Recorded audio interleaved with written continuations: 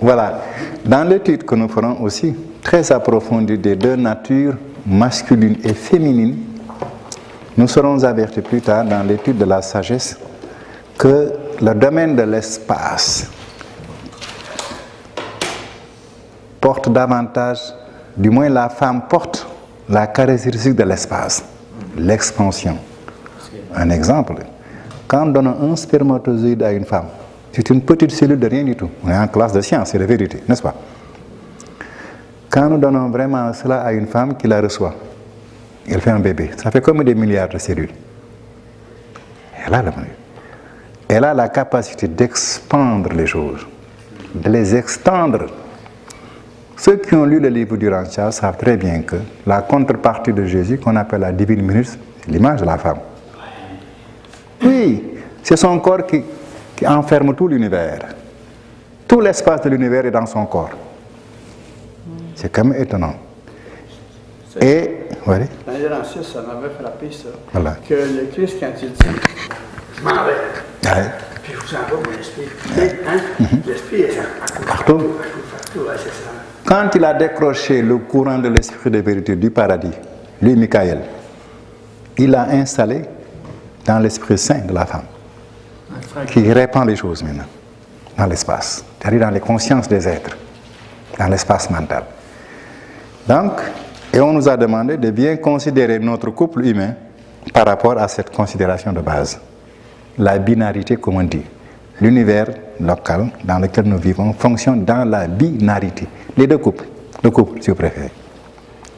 L'un contrôle le temps, c'est le côté masculin, Michael, mais l'autre contrôle l'espace.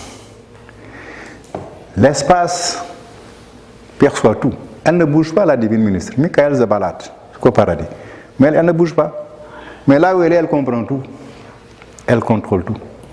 Ça, c'est la dimension de l'espace. Je ne bouge pas et je sais tout. C'est circulaire. Hein?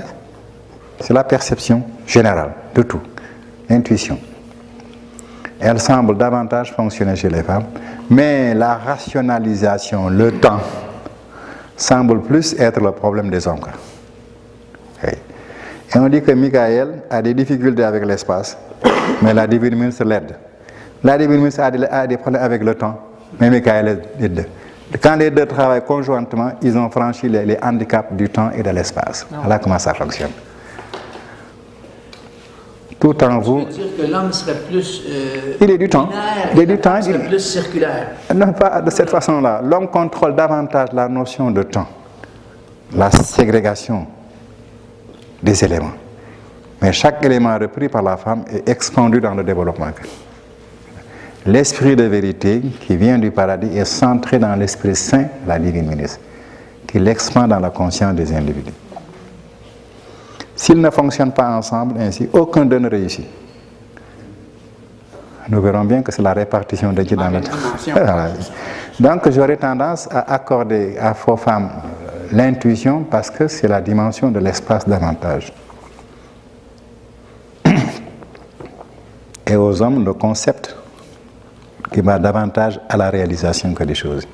Mais ne nous embêtons pas pour le moment avec ces choses. Ça viendra progressivement. C'est pour peut-être davantage orienter le débat sur une base de sagesse, c'est-à-dire qui correspond à l'action de Dieu sur nous, et peut-être mieux comprendre les choses. Donc voilà pour l'adjuvat d'orientation et d'intuition, et merci aussi pour les discussions que cela a soulevées. Et ça facilitera. Vos pensées sont en train de s'ouvrir en direction de la sagesse divine. C'est un gain, déjà. Nous prenons le deuxième adjuvat, qu'on appelle l'adjuvat de compréhension. Donc, mettez deuxièmement adjuvat de compréhension. Donc, nous arrivons au deuxième adjuvat, l'adjuvat de compréhension. Réfléchissons un instant, toujours en observant l'homme dans son comportement mental. Qu'est-ce que nous constatons? Nous constatons que les hommes font preuve d'effort, d'analyse quand ils veulent comprendre une chose. Ils analysent leur boîte. Qu'est-ce qu'il y a? Comment il est? On analyse. Quand on analyse un objet, on essaie de voir les différentes parties. Et on essaie de comprendre chaque partie. Et quand on a tout fini, on essaie de regrouper toutes les parties en une espèce de définition. Mais l'analyse nous amène à pouvoir parler de la chose de manière finie, à définir la chose. Donc, on regarde chaque partie. On la regarde vraiment. Dans sa forme, dans sa matière, dans sa ceci, dans sa cela. On fait l'analyse. Et quand on a fini vraiment l'analyse, on essaie de définir, de dire tout cela dans une idée. La définition. C'est l'activité scientifique. Donc nous voyons que les hommes réagissent mentalement pour comprendre les choses, par analyse. N'est-ce pas? C'est courant. Mais aussi nous observons que les hommes, quelquefois, pour expliquer quelque chose, la chaise sur laquelle je suis assis, pour vraiment amener l'individu à savoir ce que signifie une chaise. On dit quand même, on a mis un dessous ensemble avec des ceci, avec des dos. On essaie de montrer que l'assemblage de différents éléments, d'éléments différents, leur assemblage a conduit au siège. Là, il nous explique le siège de la chaise par synthèse. Maintenant, on a mis ça, on a mis ça, on a mis ça, on a mis ça, on a mis ça, et ça y est. Si on voulait nous expliquer l'architecture de la salle, là, on a mis ceci, ceci, ceci ensemble et ça a donné ça. Je comprends la signification de la salle en comprenant les différents éléments qu'on a mis ensemble pour avoir ce résultat. Donc, les hommes comprennent aussi par approche de synthèse. Si l'on coupait une partie de mes cheveux, qui est cet homme? Ah, écoutez, c'est difficile. 1 millimètre de mes cheveux. On essaie de vous faire dire que c'est Moussa. Ah. Si on m'arrachait quelques centaines de cellules, qui est-ce? Ah, ça va être difficile. Si on m'enlevait les ongles, qui est cet homme? Ça peut être très difficile. On dira, mais qu'est-ce que vous cherchez à me faire dire? N'ayons pas embêté par ces détails. Mais on cherche à vous faire dire qui est cet homme. Mais écoutez, amenez-moi cet homme, je vous dirai qui est-ce, c'est tout. On exige l'ensemble. Mais si on plante la Moussa devant, ouais, mais écoutez, il fallait commencer par là, celui-là c'est Moussa.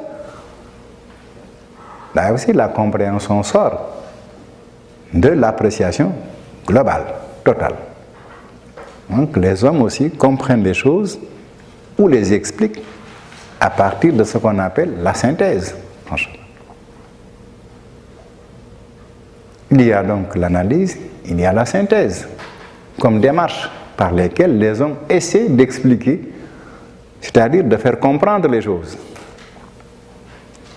Nous continuons toujours notre démarche.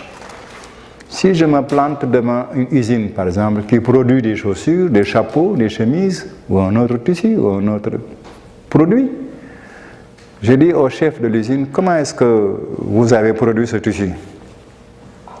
Qu'est-ce qu'il fait? Il me prend par la main. Il me mène à tous les postes de l'usine. Le travail de celui-ci, il est reçu par celui-là. Qui en fait ceci, qui l'envoie tel. Qui en fait ceci, qui l'envoie tel.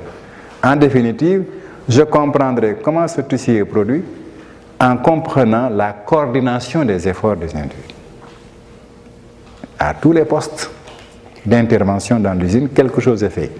Et c'est en coordonnant l'ensemble que je comprends comment le tissu a été produit. Donc là aussi, nous nous apercevons que les hommes utilisent l'activité mentale qu'on appelle la coordination pour expliquer ou pour comprendre les choses. Si je suis vraiment devant le produit d'une usine, pour savoir comment ce produit fini est sorti, il me faut voir le travail coordonné de tous les postes dans l'usine. ce que chaque niveau a fait et qu'il a passé à l'autre ce que l'autre a fait. C'est en percevant comment les coordinations, comment l'élément de celui-ci marche avec l'autre élément, comment cet ensemble marche avec l'autre élément, cette coordination, c'est en la percevant que je peux expliquer comment le tissu a été produit. C'est comme si on doit expliquer comment fonctionne un service. S'il y a le chef de service, s'il y a les autres, chacun fait un travail. Et c'est en mettant les différentes activités des individus qui ne se ressemblent pas, c'est en les mettant en rapport coordonné, unifié, intelligemment, qu'on explique le fonctionnement efficace, administratif de ce service et qui produit les effets que ça produit. Donc là aussi, nous nous rendons compte que les hommes, dans leur vie courante, comprennent ou expliquent les choses en partant de l'élément de coordination. Voilà donc 3 exemples que nous avons pris. J'aurais pu en rajouter, mais voilà 3 exemples que nous avons pris dans le fonctionnement des hommes: analyse, synthèse, coordination. Si on les regarde ces 3, on dit oui, nécessairement les hommes possèdent la faculté de compréhension. Voilà. Donc les hommes possèdent l'adjuva de compréhension. Encore une fois de plus, un adjuva, il faut le prendre dans le sens démonstratif, par l'observation, par le fait même. Ceci donc montre que les hommes possèdent effectivement l'adjuva de compréhension. Ils sont capables de le faire jouer par analyse, par synthèse, par coordination, et même actuellement, ce n'est pas pour vous embêter, mais c'est pour vous stimuler. Ils essaient de comprendre les choses mathématiquement parlant par le phénomène de la corrélation. C'est plus difficile. Actuellement, c'est l'embêtement. Le concept de corrélation est très difficile à clarifier dans la pensée des hommes. Mais actuellement, mathématiquement, on essaie d'y arriver. C'est tout aussi troublant que le phénomène de la catalyse.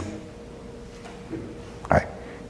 Une réaction qui ne se déclenche pas, je mets un élément curieusement et ça se déclenche. Et ça se produit. La corrélation et la catalyse sont actuellement des niveaux de réflexion dans la pensée de l'être humain. Ils iront encore plus loin un jour. C'est pour vous montrer que cet adjuva, ça bouge. Mais ces 3 niveaux que nous avons, dont nous avons parlé, vraiment démontrent la chose. Si vous voulez réfléchir sur la corrélation, il y en a des possibilités. Comment se fait-il que 2 molécules d'hydrogène avec une molécule d'oxygène, ce sont des gaz, mis en commun donnent de l'eau?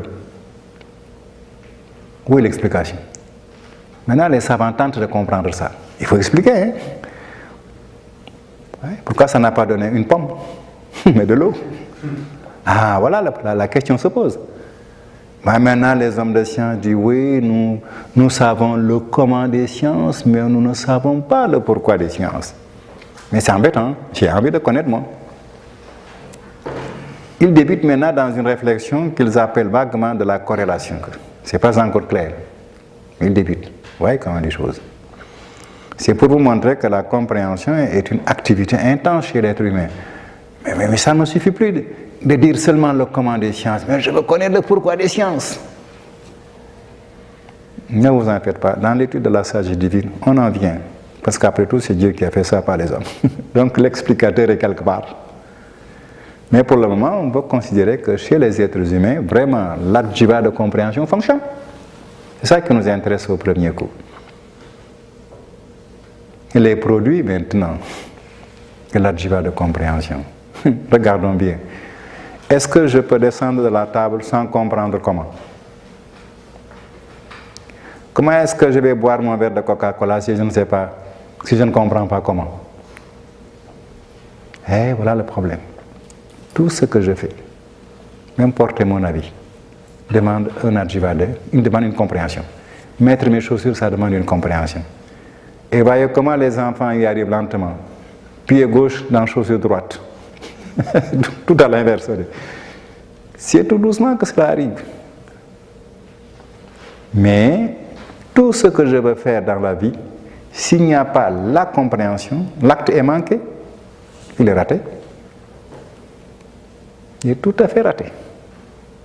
Et il n'y a rien que je fasse qui ne réclame le fonctionnement de cet adjuvat de compréhension. Essayez de réfléchir, faisons une minute de silence et regardons bien. Même si je dois peigner mes cheveux, je dois savoir comment le peigne doit travailler sur mes cheveux. Je pense que je ne le mettrai pas dans ma bouche, le peigne. Si on y réfléchit attentivement, on est vraiment étonné de nous rendre compte que tous les actes de la vie, à tout moment, n'importe où que je me trouve, ça exige la compréhension. Oui. Est-ce que l'adjuvat de compréhension il est présent chez les jeunes enfants? Chez les jeunes? Chez les petits-enfants? Il se développe progressivement chez les enfants. Et c'est ça dans la psychologie. Si vous regardez les psychologues, observez les enfants, étudiant comment fonctionne l'intellect ou le mental, la pensée, ils vous montrent que d'année en année, ils observent, hein, ce n'est pas eux qui le font, mais ils observent. Au départ, les enfants ne comprennent une chose qu'en la mettant dans la bouche. Tout ce qu'ils prennent, c'est dans la bouche. Donc, c'est par le côté tactile des lèvres. C'est le premier réflexe qui se développe chez l'enfant, de compréhension des choses. Heureusement, dès qu'il sort du sein de sa maman, le réflexe de succion marche. Il cherche un sein. C'est le premier mouvement de compréhension peut-être, à manger. Le problème de l'homme, c'est de manger d'abord. Mais les enfants, dès qu'ils sortent du sein de leur maman, ça y est, aveuglément, ils cherchent le sein de la maman. Pour sucer le lait. On appelle ça le réflexe de la succion, mais c'est par la bouche. Mais tous les autres objets qu'ils prendront quelque part, ils l'amèneront à la bouche pour en avoir une certaine idée. C'est quand même curieux. C'est un peu plus tard que l'enfant comprend sans mettre des choses à la bouche, mais en utilisant d'autres mécanismes de compréhension qu'on appelle la pensée concrète. Parce que je suis psychologue, je peux vous dire cela rapidement. Quand il dépassera la phase de la pensée concrète, qu'on appelle la phase manipulatoire des choses, il arrivera à la pensée un peu plus intellectuelle, c'est-à-dire qu'il peut raisonner sur des choses sans manipuler des objets. Et il montera toujours à une échelle plus grande qu'on appelle la pensée hypothético-déductive. Il peut déduire une conclusion à partir de données qui n'ont rien à voir avec une situation pratique. C'est ainsi que sa pensée se développe. Il deviendra adolescent que sa pensée prendra une autre ouverture. C'est des choses que nous étudierons plus tard. Donc oui, la compréhension se développe de plus en plus chez l'enfant, chez l'homme, jusqu'à ce qu'il atteigne l'âge adulte où tous les mécanismes de compréhension sont installés. Alors à ce moment-là, il peut s'attaquer aux problèmes de la vie pour essayer d'en avoir toute la compréhension et toutes les réactions qui vont avec. Ça, c'est pour votre questionnement. Donc, si nous sommes de futurs parents, nous pourrons observer comment cet adjuvat fonctionne chez l'être humain. Mais ne vous en faites pas, nous le rencontrerons aussi dans les études et bientôt, c'est prévu, c'est dans le programme. Pour chacun des adjuvats d'ailleurs, c'est prévu. Je ne vous ai pas encore donné le plan de cette étude, je le ferai tout à l'heure. Et vous y percevrez comment, du point de vue programme, nous allons passer dans les différentes phases des choses et faire le tour complet du problème. Donc nous voyons que les hommes possèdent l'adjuvat de compréhension et que cet adjuvat de compréhension fonctionne partout dans leur vie. Il faudrait faire attention vraiment à cette donnée. Dans tout ce que je fais, nécessairement, l'élément de compréhension est là. Si je ne comprends pas ce que je fais, si je le fais, l'acte est manqué, il est raté. Du point de vue de l'appréciation, il n'a pas produit l'effet qu'on attend. Il peut produire le mal même d'ailleurs. Donc je m'aperçois, comme tout à l'heure, que l'adjuvat de compréhension, il est dans la racine de ma vie. Si un enfant qui vient au monde n'a pas cet adjuvat de compréhension, et il y en a des accidents biologiques, alors évidemment c'est raté. C'est ce qu'on appelle des enfants qui naissent débiles mentaux. Il n'y a rien à faire, tout est raté. C'est très sérieux et très important pour plus loin. C'est perdu. toute sa vie, c'est un être humain raté. On n'y peut rien. Il y en a des cas comme ça. Il y en a. Ça vient par accident. Heureusement, c'est pas si nombreux que ça, bien sûr. Oui? Peut-être que j'ai mal compris.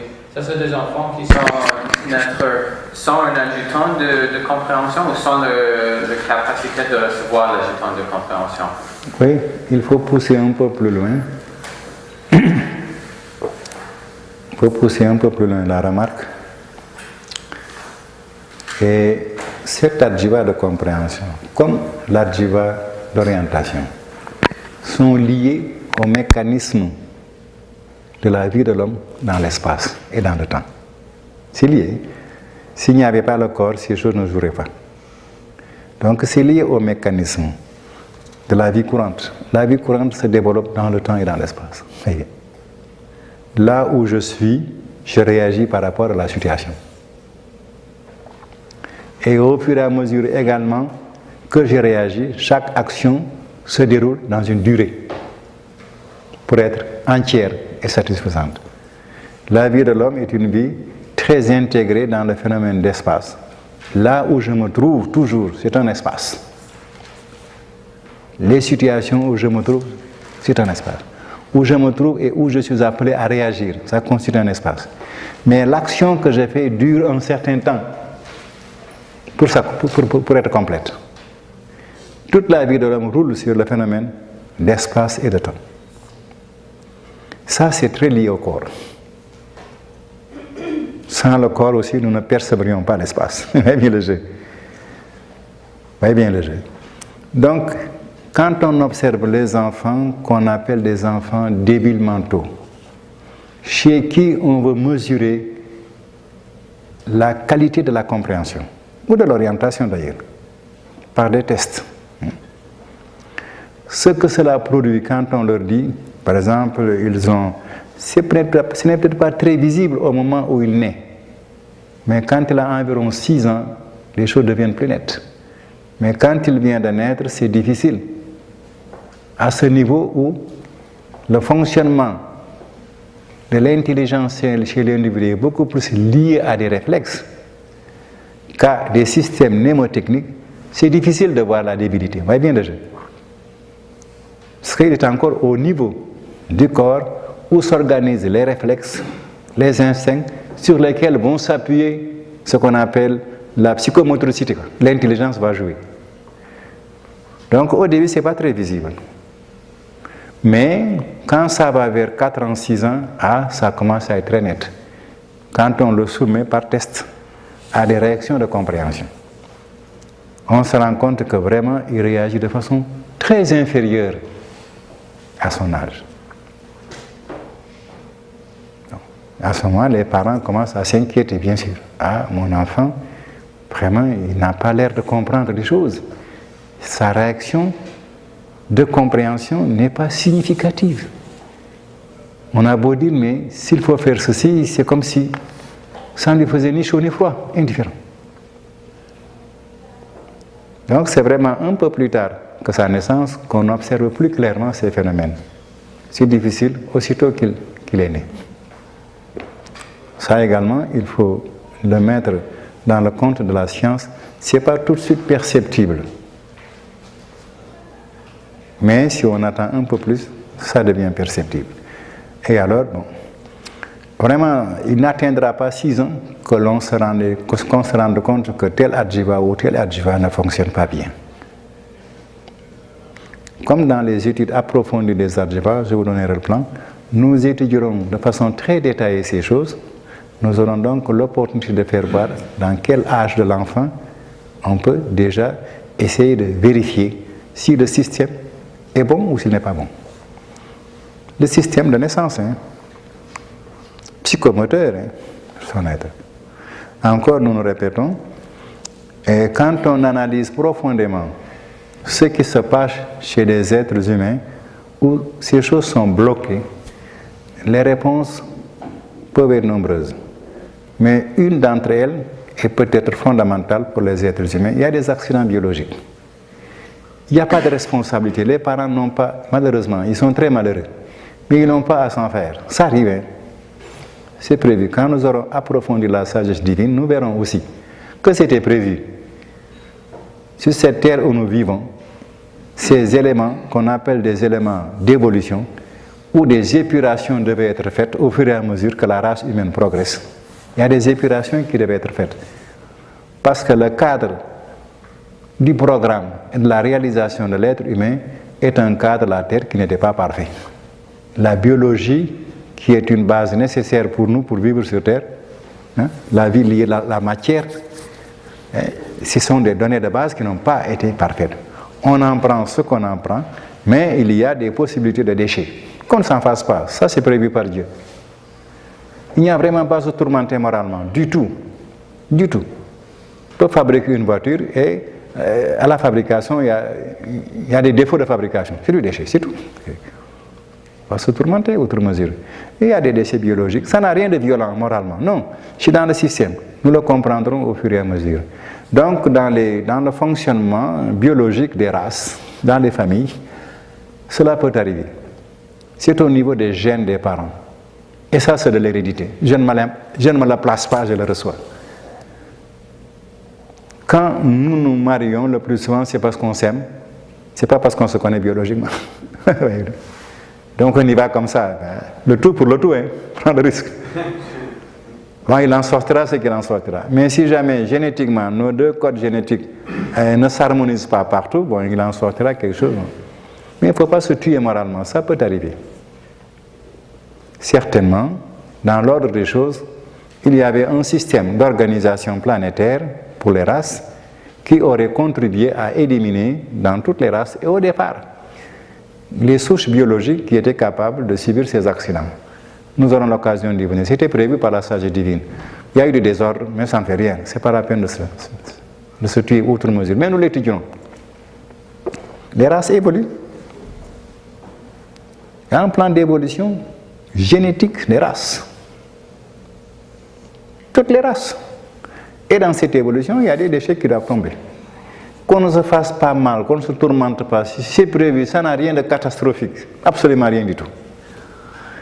Bon, bien sûr, quand le terrain biologique n'est pas bien assaini, et les adjuvants ont du mal à s'intégrer. Parce que s'intègrent dans le système vraiment biologique de l'individu. Ça aussi nous l'étudierons. Mais quand le système biologique n'est pas à point, notons bien qu'il ressort de la sagesse divine de mettre la matière en rapport avec la pensée. Nous y arriverons progressivement.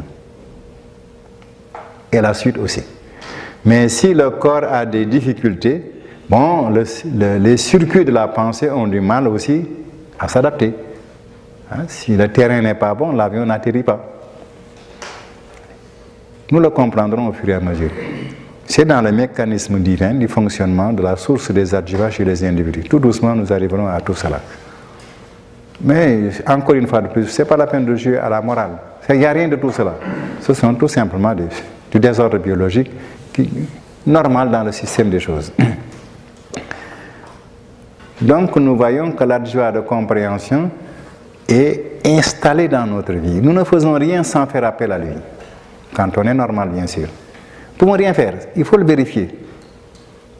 Aucun geste, aucun acte correct ne peut être accompli si cet adjuvant ne nous éclaire pas sur l'intelligence de cet acte, la compréhension de cet acte. On n'y fait pas attention, mais c'est là, c'est courant.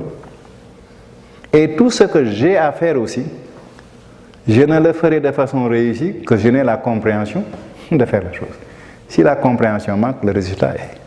Donc, je me retrouve dans la même situation que tout à l'heure. L'adjuvant de compréhension est totalement intégré dans mon être. Il est fondamental dans ma vie. Je ne vis pas sans. Et il est nécessaire à ma vie. Alors, si évidemment, on imagine un être humain qui perd son adjuvant de compréhension, on peut imaginer ce que peut être la vie. C'est dans ce cas-là que j'ai cité parce que je ne vais pas perdre mes adjuvants de compréhension pour vérifier la chose. Là, on ne se donne pas un cobaye, un essai. Mais on peut voir où est-ce que c'est arrivé et je peux observer ce qui se passe. C'est à cela, par rapport à ça, que j'ai pensé aux enfants débiles mentaux. Si vraiment vous voulez rencontrer, vous vérifiez chez eux comment fonctionne l'adjuvant de compréhension, vous serez désolé. Vous verrez que c'est vraiment si médiocre. Apparemment même plus médiocre que chez les animaux. C'est ça qui est très attristant d'ailleurs. J'ai fait ces expériences, je suis entré dans ces écoles qu'on appelle en France des écoles de perfectionnement. Vous perfectionnez ces êtres humains. Le mot est beau, mais le contenu est vide. J'ai fait des recherches là-dedans. Donc si jamais un jour vous avez l'occasion d'être en face de ces enfants, quelque part, dans un pays ou dans le vôtre, vous observerez à ce moment-là combien sa vie est très peu belle quand cet adjiva ne fonctionne pas. Vous en jugerez vous-même par rapport aux résultats. Et vous saurez ce que c'est que de ne pas avoir un adjiva de compréhension. On en a, on s'en sert, mais on ne se soucie pas tellement de cela. Mais maintenant qu'on y réfléchit que c'est nécessaire et fondamental à ma vie, tout ce que j'ai fait, c'est là, je me rends compte que son implantation dans ma vie était absolument nécessaire et radicalement nécessaire. Si ça ne m'accompagne pas depuis que je suis enfant, ma vie humaine est ratée. C'est le cas des enfants débiles mentaux. C'est parti. Il faut que ça soit dans la racine de ma vie, en même temps que je viens à la vie, obligatoirement.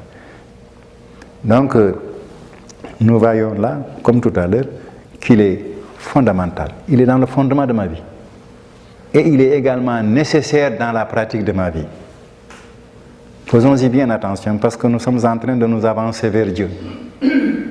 Donc ne perdons pas de vue une manière quand même très caractéristique de concevoir clairement ces choses. Sont enracinées dans ma vie, dans le fondement de ma vie. Et sont tout également nécessaires au fonctionnement de ma vie. Ne perdons pas ces deux choses. N'oublions pas, je suis et je suis vivant. Vous voyez bien déjà. Nous l'avons déjà vu à l'introduction. Ça nous accompagne tout le temps et partout. Je suis l'adjuvant de compréhension et je vis la compréhension aussi de cet adjuvant. Faites bien attention, nous sommes à la recherche de Dieu. Donc vraiment, regardons ces faits et essayons de les saisir dans leurs meilleures caractéristiques. Et toujours très simple. Mon adjuvant d'orientation et d'intuition est « je suis ». Et je le pratique dans la vie aussi. Il n'est pas sorti de la vie. Voilà. C'est pas séparé. Voilà. C'est très important. Mon adjuvant de compréhension est en moi et fonctionne dans ma vie. Et si je ne l'ai vraiment pas, ma vie est très, très médiocre. Voilà donc pour les deux adjuvants ce matin. Nous y reviendrons et continuerons ce soir. Mais prenez une page libre si vous le voulez avant qu'on aille manger. Je vous demande une petite minute. Je crois que le repas nous attend. Il ne partira pas. Prenez une page tout à fait libre. J'avais oublié de vous donner le plan du cours.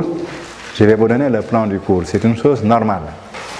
Donc, le premier séminaire, étude de la conscience, vous mettez plan du cours. Je vous donne le schéma. Étude de la conscience. Voilà. Ensuite, vous mettez plan du cours. C'est le premier séminaire. Hein. Vous mettez le plan du cours. On vous donne le plan, les différents points. Les hommes ont souvent besoin d'avoir le plan, c'est-à-dire la présentation complète des choses qu'ils vont étudier. Vous mettez premièrement étude des adjuvants. Premièrement, 1 ou chiffre romain comme vous le voulez. Étude des adjuvants.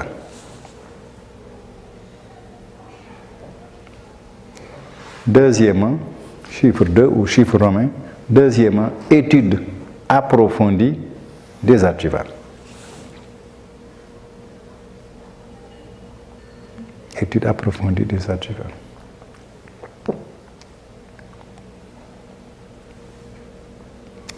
Vous mettez troisièmement, étude de la personnalité. Dans tout le plan du premier séminaire. Hein. Étude de la personnalité. Troisièmement, 3 en chiffre romain. Troisième. Quatrièmement, étude approfondie de la personnalité. Vous voyez, ça se répète. Étude approfondie de la personnalité.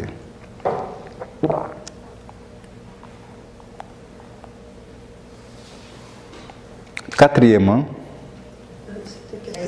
cinquièmement, bon, je m'excuse. Cinquièmement, étude approfondie. J'avais donc 2 points qu'on a contractés. Étude approfondie de la foi. Étude et étude approfondie de la foi. J'ai fait exprès de contracter ces 2 points. Cela non, sinon ça aurait fait 5e, 6e. J'ai fait exprès de les contracter en un seul élément. Eh bien, 6e, si ça vous intéresse, mettez conclusion. Cela aurait été 7e si on avait décontracté le 4e et le 5e. 5e et le 6e. Conclusion. On verra bien. Voilà donc le plan du cours dans le premier séminaire. Nous en sommes à ce moment-ci, étude des adjuvas. Quand nous aurons fini, nous attaquerons, si nous voulons, étude approfondie des adjuvas. Ou si on est fantaisiste, on peut les laisser là et travailler sur la personnalité. Il n'y a pas de contradiction. Mais nous verrons bien, selon la sensibilité générale des personnes, comment on marchera. Mais voilà un plan, c'est le plan. Donc, tout à l'heure, nous nous sommes séparés sur l'observation du 2e adjuva, la 2e faculté de notre conscience. On l'avait repéré sous le nom d'adjuva de compréhension. Comme toujours, nous procédons vraiment dans ce travail par une démarche de fait, comme on dit, démarche scientifique. On voit d'abord le fait. Faites bien attention, au fur et à mesure, nous nous rendons compte que c'est le type de pensée que Dieu nous a donné. C'est une pensée, comme on dit, matérielle. Mais ce n'est pas que la pensée est de matière matérielle, non. La pensée fonctionne en partant du matériel. Que souvent, cette expression n'est pas très bien comprise. Mais Dieu nous a donné une pensée qui démarre son fonctionnement dans le cadre matériel de perception. Perception mentale, c'est lié à nos sens. Et donc, il faut toujours tenir compte de la nature de la pensée humaine au départ. C'est une pensée dite matérielle, mais pas que la pensée est faite de matière, non, mais qu'elle fonctionne toujours dans un cadre matériel. Or, le cadre matériel est signifié par le fait matériel. C'est ça que nous appelons en science la formation scientifique. On part du fait, toujours. Donc là aussi, nous respectons la nature de la pensée que Dieu nous a donnée. C'est une pensée-raison. Et cette pensée-raison marche toujours en partant du fait. Ça ira très loin, mais ça démarre toujours sur le fait. Et continuera son fonctionnement à des niveaux plus abstraits, mais ça part toujours des faits. Donc il nous faudra étudier ces facultés en tant que faits. Ensuite, nous les étudierons plus loin et plus profondément. Nous en arrivons à ce qu'on appelle le 3e adjuva ici, et donnons-lui comme nom adjuva de courage ou d'action. Ici, le mot courage renvoie à l'action. Adjuva de courage ou d'action. Et on le souligne, et nous essayons de repérer le fait dans la conscience humaine. Est-ce que l'homme, qu'est-ce que ça veut dire dans la conscience humaine? L'adjuva de courage et d'action. Nous procédons toujours dans notre démarche scientifique par une analyse, une observation des faits, toujours. C'est le niveau le plus simple de la pensée. C'est de voir le fait. Si nous observons la vie des hommes, nous constatons que les hommes marchent par intention. Donc, j'ai l'intention de sortir. Ou je veux sortir. J'en ai l'intention. Généralement, au plus simple dans ces intentions, dans ces analyses, c'est l'intention, bon, j'ai l'intention d'aller à Montréal, j'ai envie de rentrer chez moi, j'ai l'intention de partir. On voit que les hommes, bon, élaborent des intentions. Mais quand je dis j'ai l'intention de sortir, je m'aperçois qu'il y a une suite. Quelle est cette suite? J'organise la sortie, je fais un projet. J'ai l'intention de sortir, il faut que ça devienne beaucoup plus élaboré. Et je le concrétise en un phénomène de projet. Et quand c'est bien élaboré dans ma pensée, c'est-à-dire comment sortir, par où sortir, ou quoi sortir. Quand c'est ainsi élaboré en projet, je me mets ensuite en état d'activité. Pour sortir, bien sûr. J'ai l'intention de sortir, bon, je vais sortir, j'ai le projet, mais je me mets à sortir, je me mets en activité de sortir. Et en fin de compte, quand tout cela se termine, je suis sorti, je suis dehors, et je suis sorti. On s'aperçoit, si on regarde cette série d'intentions, de projets, d'activités, on aboutit à quoi? À la réalisation. C'est-à-dire qu'une action est accomplie. Ça nous démontre donc que la conscience humaine peut opérer une action. Et cette opération passe par des intentions, par des projets, des façons de faire, des stratégies, et en définitive par une exécution de la chose. Nous pouvons vérifier que vraiment chaque être humain possède ainsi un adjiva d'action ou de courage. C'est clair. Nous pouvons le vérifier à nous. Si je regarde à nouveau cet adjiva en moi-même, qu'est-ce que je constate? Dans ma vie courante, je suis toujours en train d'agir. Écrire, c'est agir. Respirer aussi, c'est une action. Regarder, c'est une action. Entendre, c'est une action. Boire mon eau, c'est une action. Boire mon Coca-Cola, c'est une action. Manger, c'est une action. M'habiller, parler, tout ça sont des actions. Je me rends compte que ma vie, elle est vraiment faite d'action. Elle est entièrement faite d'action. Qu'est-ce que je fais, voyez-vous même un tout petit peu le pléonasme, qu'est-ce que je fais sans action? Mais quand même, ça nous permet de comprendre. Même si je gratte ma nuque, il me faut une action, il faut me gratter, ça demande. Si vous répétez ton geste, si ça me demande, je me gratte. Tout ce qu'on veut. Quand je ris aussi, je fais une action de rire. Qu'est-ce que je fais, voyez le pléonasme, qu'est-ce que je fais sans action? Est-ce que ça existe? Si je porte ma chemise, mon boubou, c'est une action. Si je mets mes chaussures, quand je mange, c'est une action. Quand je parle, même quand je réfléchis, c'est une action. Oui? Est-ce que la compréhension, c'est une action? Ou l'orientation?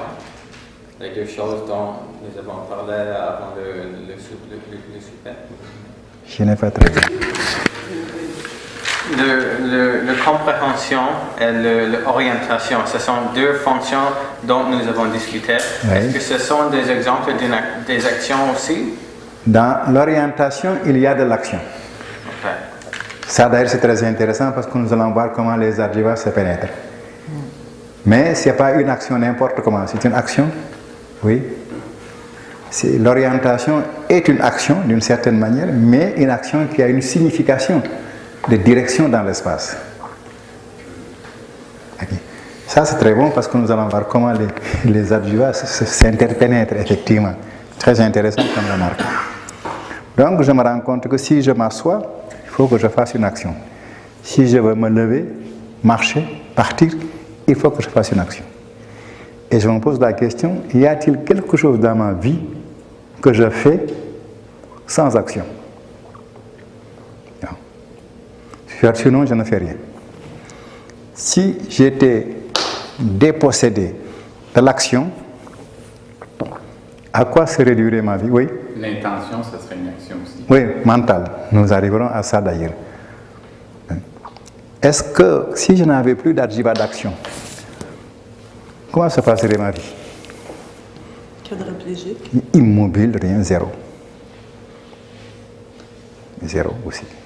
C'est curieux, on n'y fait pas attention. Mais si brusquement je perdais l'adjiva d'action, de courage, ma vie serait immobile. Donc, aucune signification. Je ne prouve rien. Je ne prouve rien du tout. Rien. Je ne montre rien. Je ne donne aucune signification de rien. C'est la mort. D'une certaine manière, même peut-être le néant. C'est rien du tout. Ce sont des choses très simples mais très profondes, effectivement. Alors, je me rends compte que ma vie se déroule sur la base d'une activité, d'une capacité d'action, d'une faculté d'action, d'un adjiva d'action. Mais si je n'avais plus cet adjiva-là, ma vie ne serait pas drôle. Il y a des situations qui ne sont pas tout à fait dépourvues d'action, mais où l'on constate que l'adjiva d'action ne fonctionne plus de façon entière. C'est le cas des paralysés.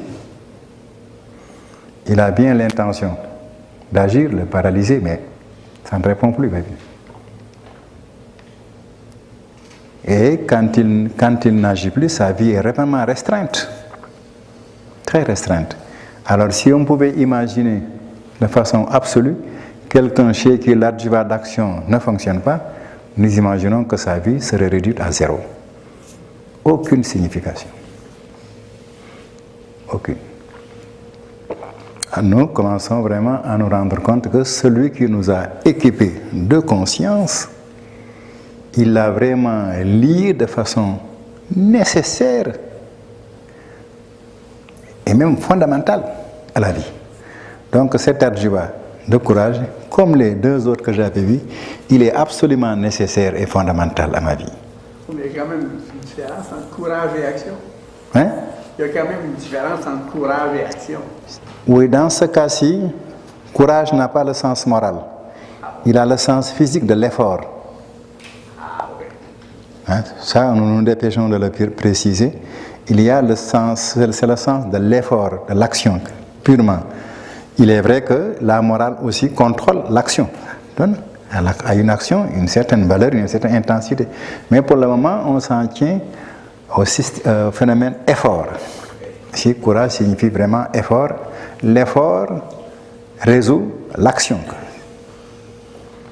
Donc je me rends compte que l'adjuva d'action est tout aussi nécessaire et tout aussi fondamental à ma vie. Il y a cependant des cas de maladie. Et toujours chez ces enfants qui ont eu des problèmes dès la naissance, il est très difficile de leur faire une action. Toujours, c'est pour que les choses soient claires à nous sur le plan de l'importance. Si vous rencontrez des enfants à problème et que vous les preniez par la main, vous les ameniez jusqu'au milieu de la chaussée, vous leur dites de retourner, il ne peut pas retourner. Il ne combine pas d'eux-mêmes l'action. C'est curieux. Et je souhaite que vraiment vous alliez un tout petit peu voir ces êtres et réfléchir et repérer par vous-même les blocages ou les handicaps du fonctionnement de ces adjuvas. C'est pour mieux saisir les choses. Nous en avons tellement l'habitude que c'est devenu... On n'y fait plus attention. Mais quand on rencontre des situations où ces adjuvas sont bloqués chez un individu, on se rend compte de leur importance, car les vies de ces individus sont sans signification. Rien de positif, rien d'intéressant, rien de vraiment utile. Ils ne produisent rien. Quelquefois, vous leur amenez l'assiette à manger devant eux. Le fait de prendre et de mettre dans la bouche, ils en sont incapables. Oui. Quand la débilité est profonde, c'est vraiment terrible ces histoires-là. Alors c'est à ce moment qu'on apprécie mieux le fonctionnement de ces facultés que nous avons. Et cette appréciation m'amène à ceci, c'est absolument nécessaire à la vie.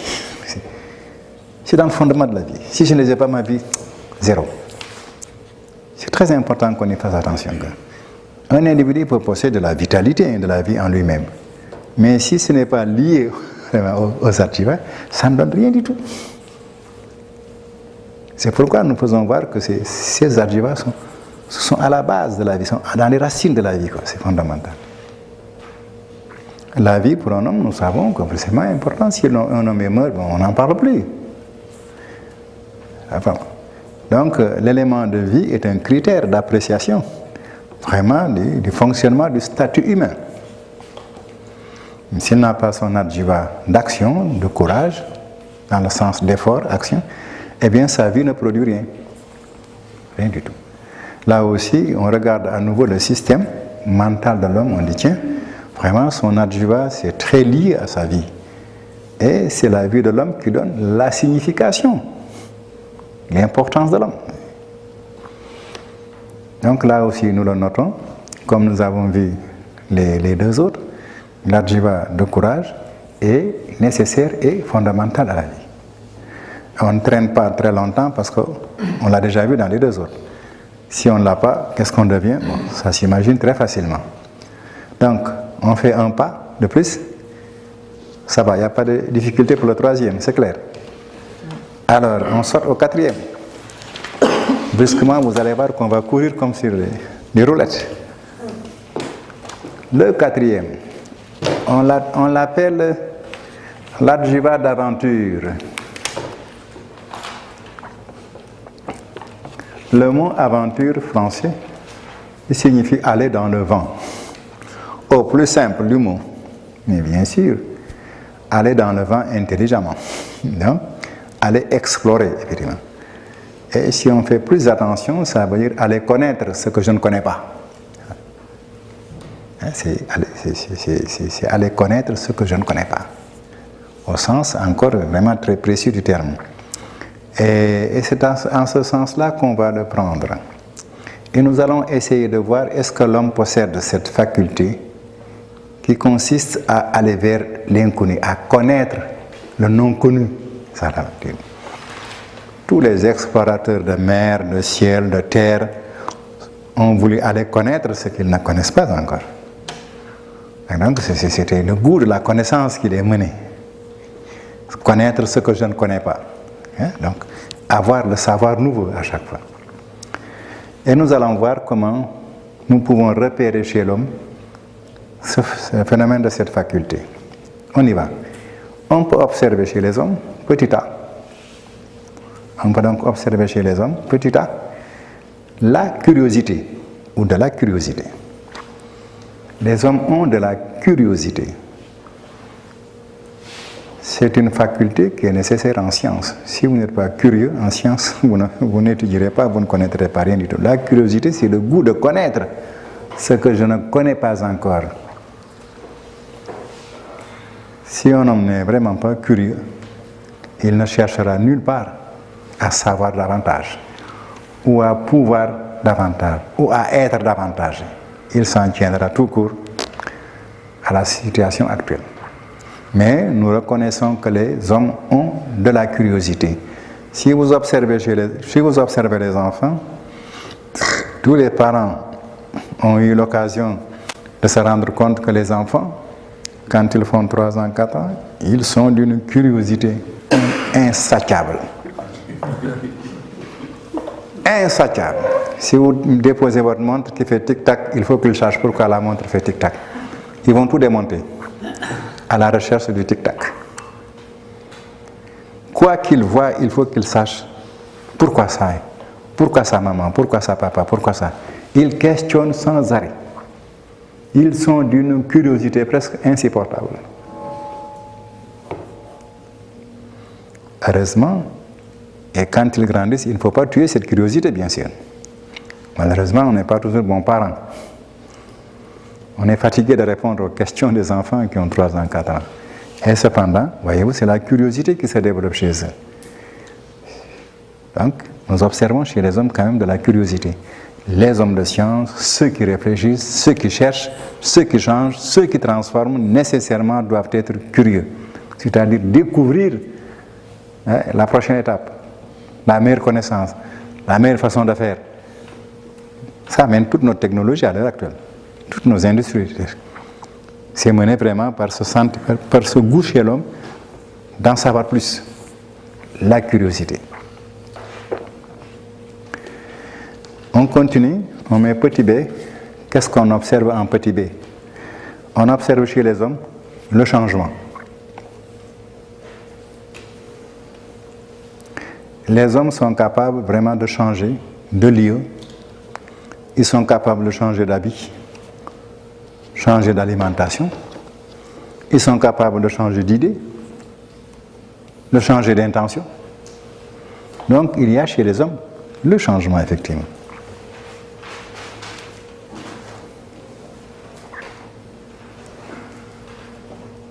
Mais si nous observons le changement chez les hommes, on constate que, c'est un petit c, on vient au petit c, que le changement chez l'homme entraîne le progrès. Le progrès. Si je change, il faudrait que je gagne dans le changement. Je gagne un plus, un meilleur, pour que ça progresse. Si je marche d'un point à un autre point, en faisant des pas. Si je ne changeais pas de lieu, qu'est-ce qui se passerait? Que je marche en vain ou je tourne en rond. Si je me dirige vers la porte, vraiment, en marchant, à chaque pas, je veux me sentir ailleurs que là où j'étais. Mais si je fais des pas et que je ne bouge pas de là où je suis, ça ne va pas. Quand je fais un travail, que je le commence, le matin, il faut vraiment qu'en arrivant au soir, je sois allé plus loin que le début. Si je suis au même point du matin au soir, je tourne en rond. Je parle du travail. Donc vous voyez bien, quand les hommes agissent dans le changement, ils espèrent aussi progresser dans ce qu'ils font. S'ils ne progressent pas, ils disent vraiment, le changement que j'opère est inutile, il est nul, ça ne donne rien. Donc le changement est accompagné de progrès. Que ce soit que je change un lieu dans l'espace, que je change mes idées, que je change mes sentiments, il faut véritablement que, d'un point de vue critique, ce soit un gain. Sinon, il n'y a pas de changement d'ailleurs. Il y a du bavardage, mais il n'y a pas de changement. C'est très important parce que souvent les gens croient qu'ils changent sans changer. Il n'y a que des paroles en l'air. Le changement, il est important de noter dans le changement le progrès, effectivement. Nous aurons l'occasion d'y revenir, mais quand il y a changement, il y a nécessairement progrès. Et le progrès doit être un plus que ce que j'avais auparavant. Donc ça aussi, nous le notons chez les hommes. Il y a le changement, mais quand le changement est correct, il y a un progrès dans le changement. Une quatrième forme également dans cette notion, c'est l'évaluation. Quand j'ai fait un travail jusqu'au bout, j'évalue. Est-ce que le résultat final correspond à l'intention au départ? J'évalue. Mon évaluation doit, sur le plan du critère, justifier ce que je voulais faire au départ. Si j'ai réussi, bon, je peux même mesurer la réussite. Est-ce que j'ai réussi à 10%, 20%, 50%, 100%? On essaie de mesurer dans l'évaluation, on essaie de mesurer le résultat par rapport à l'intention. Et quand j'ai évalué, je justifie mon intention au départ. Je peux faire la critique de cela.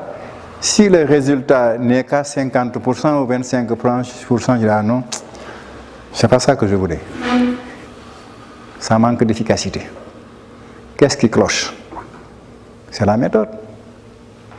C'est l'organisation. Ce sont les éléments utilisés, les instruments de rendement ou quoi. Donc, voyez-vous, dans l'évaluation, on mesure les qualités du changement, les qualités de la progression. Que ce soit la méthode, que ce soit l'organisation, que ce soit les connexions de tout cela, le management, comme on dit, ou que ce soit autre chose, mais toujours dans l'évaluation, je veux expliquer la signification du changement et de son progrès. Si nous prenons ensemble ces 4 caractéristiques du comportement de notre intelligence, la curiosité, le changement, le progrès et l'évaluation, si on met ces 4 qualités ensemble, nous avons défini ce qu'on appelle la jiva d'aventure. Voilà, cette fois-ci, c'est cette démarche. Mais l'évaluation est liée à la compréhension. Hein? Oui. Et les changements à l'intention. Hein? Les changements à l'intention. À l'intention, oui. Oui, il y a une relation, effectivement. Et l'évaluation de quelque chose, c'est d'abord lié à l'intention au départ. Je veux faire quelque chose et je me mets à réaliser ce quelque chose. Quand j'ai fini, je regarde, est-ce que le résultat c'est pareil à ce que je voulais au départ. Ça, c'est l'évaluation. Si le résultat, je fais par exemple du commerce, j'achète des marchandises, j'ai dépensé $1 million. Je me dis, avec mon $1 million, j'escompte gagner peut-être $300 000 de plus dans les bénéfices. J'ai mes marchandises, j'ai fait des escomptes, je n'ai encore rien vendu. Je dégage des intentions. Bon, je dis maintenant, ok, je vais gagner $300 000 après.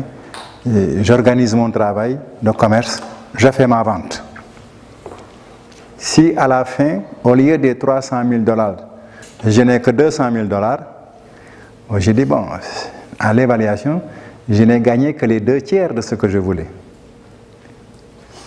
$200 000, c'est 2/3 des $300 000. Donc je n'ai gagné que les 2/3. Si je peux m'estimer content, ça va. Je dirais vraiment, j'ai réussi à 2/3. À 2/3, bon, ça me fait autour de presque, disons, 65% peut-être. Au lieu de 100% de bénéfices, $300 000, je n'ai que $200 000.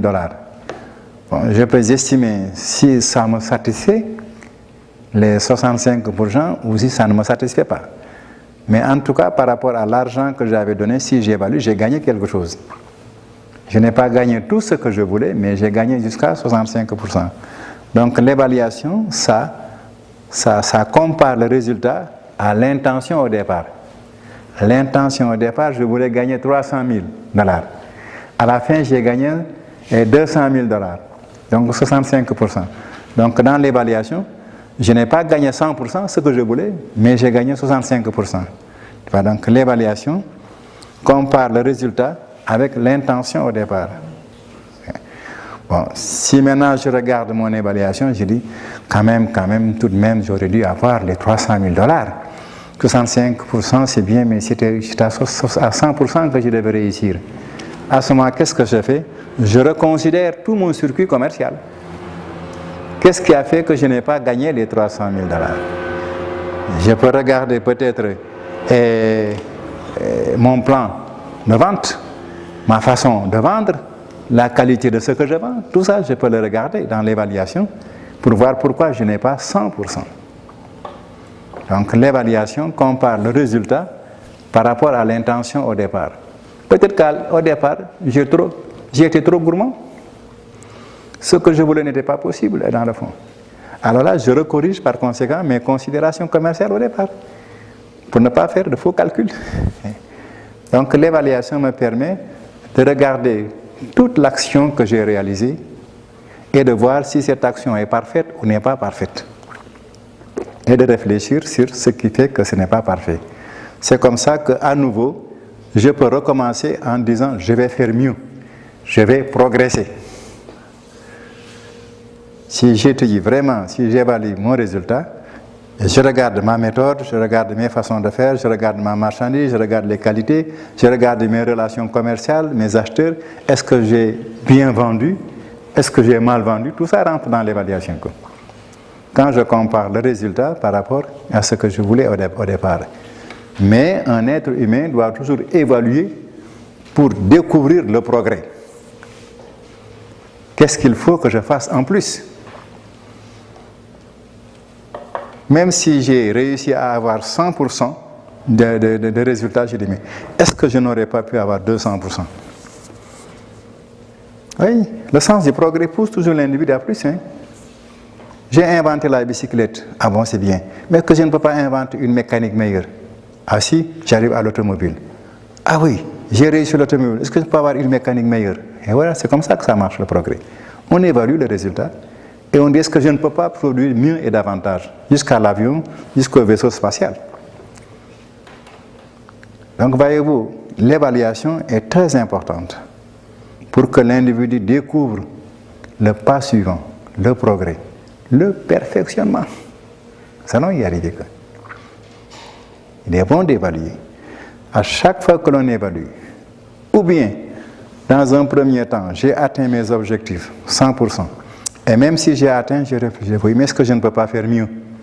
il y a toujours le sentiment de faire mieux qui grandit en moi-même. Tout de suite. C'est vraiment par cet adjiva d'aventure que la civilisation progresse. Ça, c'est très important. C'est très important. C'est un élément très important dans la formation du caractère de l'individu, effectivement. Car à chaque fois qu'il a atteint un résultat qualitatif ou quantitatif, il veut toujours faire mieux ou être plus.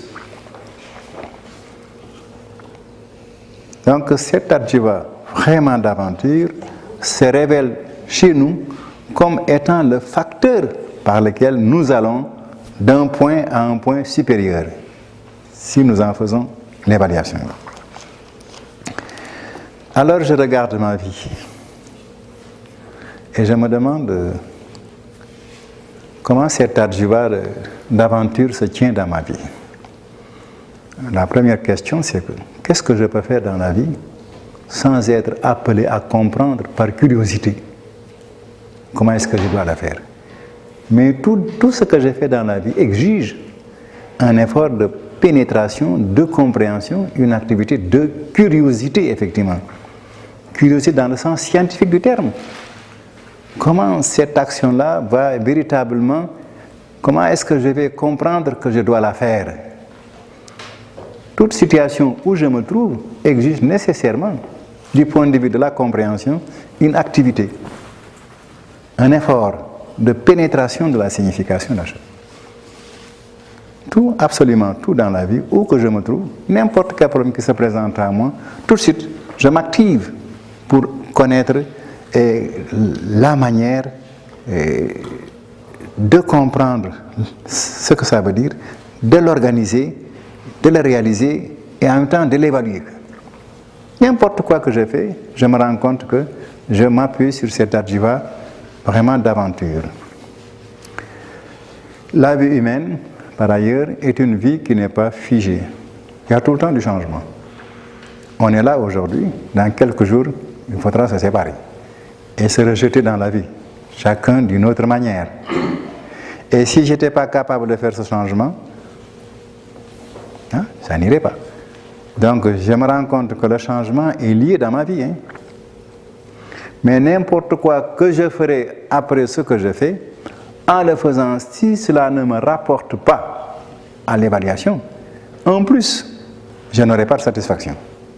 Si ça ne progresse pas, je ne suis pas très content.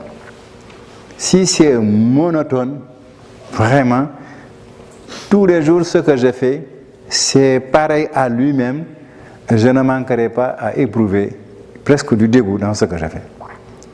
Il faut nécessairement que ça apporte toujours du nouveau, du neuf, ce que je fais. Tous les jours, d'une certaine manière, je les vis d'une autre manière que l'autre jour. Tous les jours qui viennent me demandent une réaction nouvelle face à la vie. Et des comportements nouveaux, des changements nouveaux. Et dans ces changements nouveaux, une évaluation, vraiment, qu'est-ce que j'ai gagné? Il arrive bien sûr que j'entasse les jours sans réfléchir sérieusement si j'ai gagné quelque chose.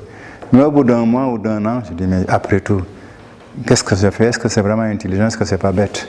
Qu'est-ce que j'ai gagné après tout? Nécessairement, ça bouge en moi-même, quoi. Et cette faculté vraiment d'aventure, dans le sens d'explorer les choses nouvelles par curiosité, obligatoirement, ou alors d'admettre ou de rechercher le changement, et dans le changement, exiger quand même du neuf, du plus, du progrès. Et vraiment d'évaluer, est-ce que ma vie n'est pas bête? Est-ce qu'au bout d'un mois, de 2 ans, est-ce que ce que je fais vraiment est très satisfaisant? Qu'est-ce que ça... Mais oui. Si le boulot que j'ai fait depuis 2 ans ne m'apporte pas grand-chose, ça ne me permet pas de payer mon loyer, de me nourrir, je dis non, ça ne va pas. Il faut que je change, il faut que je trouve un autre boulot.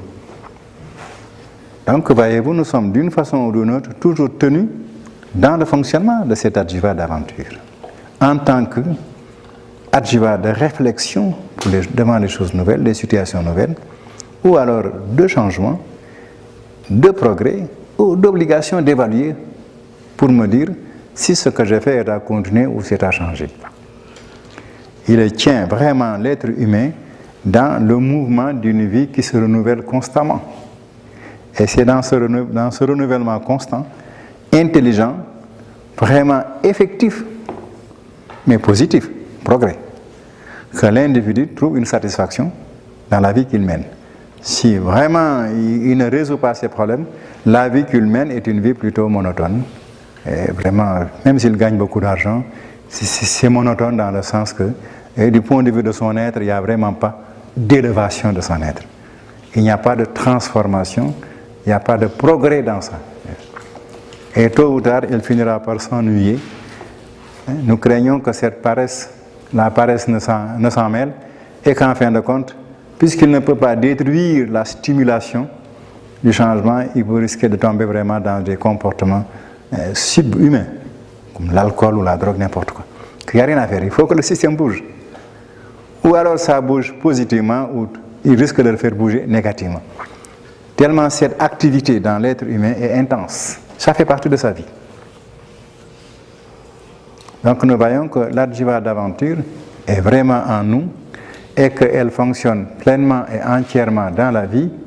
Si elle se supprime chez un individu, sa vie est pratiquement morne, quoi. Très morne. Très morne. Quand nous regarderons la société et les hommes autour de nous, nous pourrons vraiment en juger.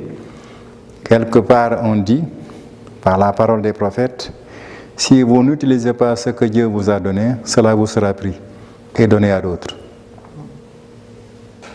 Oui, ça aussi, nous verrons que c'est la vérité. Les éléments de vie et d'être que Dieu nous donne, si nous ne les utilisons pas dans la vie, il faudra bien qu'on les perde.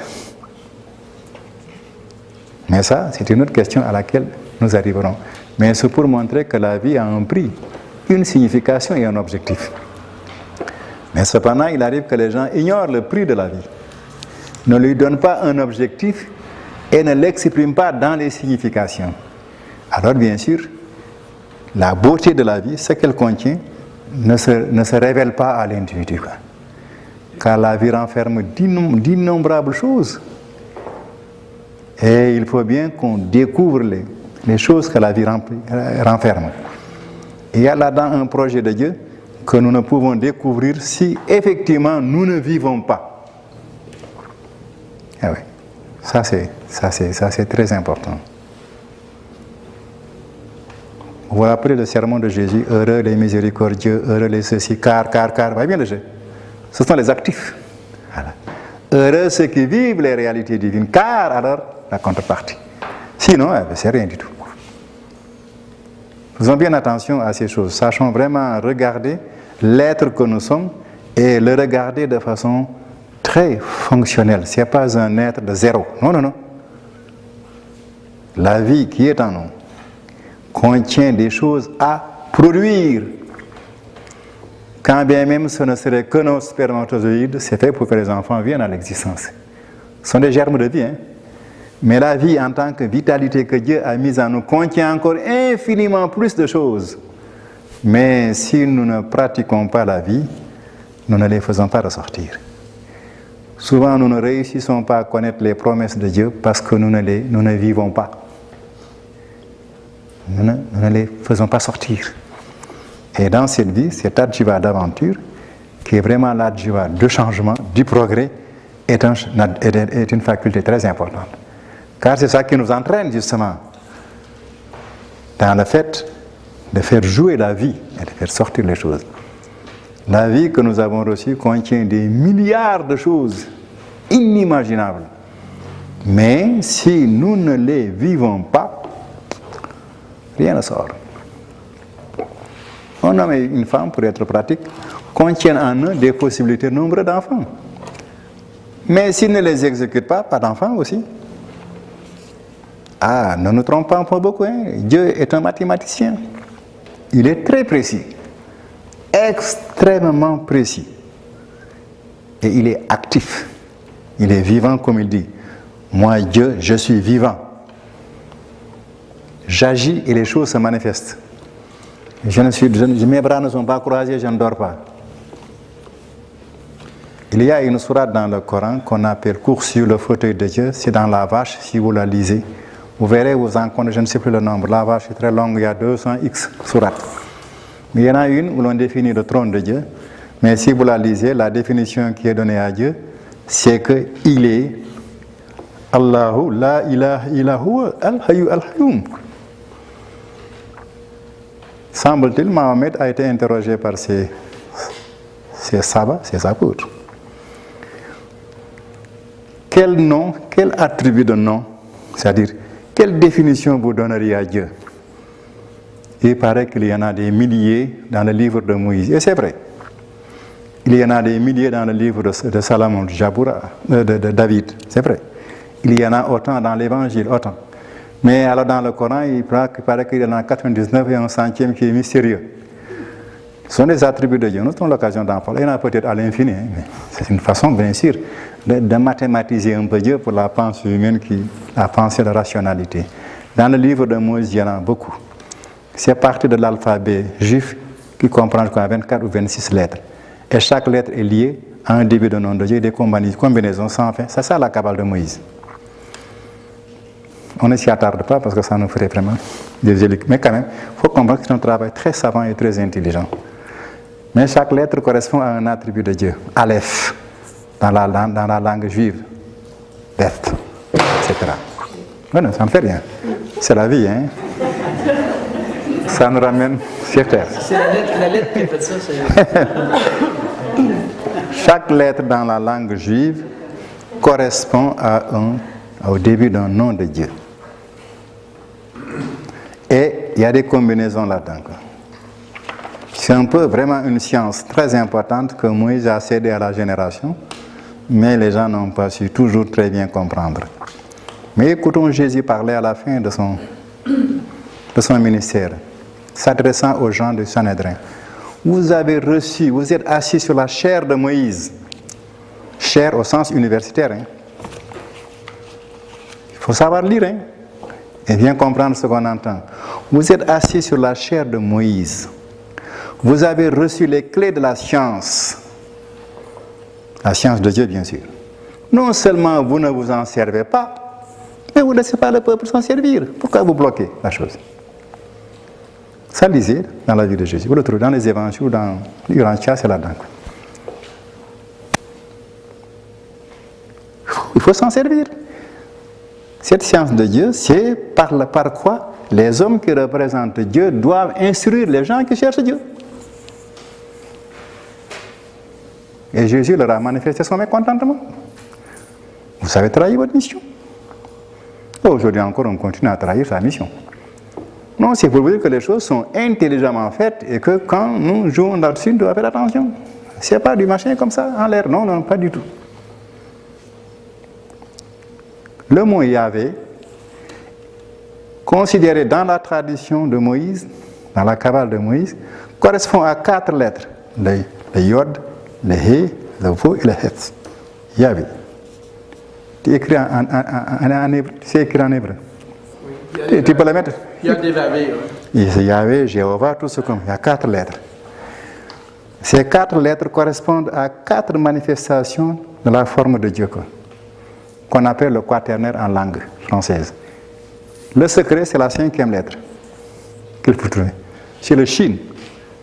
Et le nom de Jésus correspond à Yeshua, c'est-à-dire les 4 lettres sont cernées par la 5e. Voilà la Kabbale de Moïse, si vous voulez comprendre les choses. La langue hébraïque n'est pas facile à comprendre aussi, parce qu'elle est partie sur une base très scientifique.